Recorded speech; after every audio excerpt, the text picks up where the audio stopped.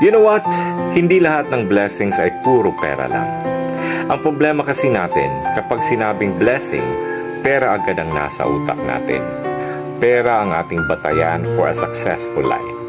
Yung pera lagi ang dahilan for our happiness in life. Oo naman, di ba? Kasi naggagawa natin lahat ng gusto natin dahil sa pera.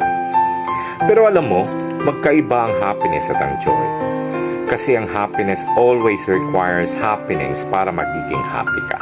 Like for example, inaantay mo lagi ang sweldo para may pera ka. Kumain, bumili ng gusto mo, makagala kasama ang kaibigan at uminom. And after that, mag-aantay ka na naman sa susunod na sweldo kasi ubos na ang pera mo. Feeling empty na naman ang pakiramdam mo. Samantalang yung joy, iba.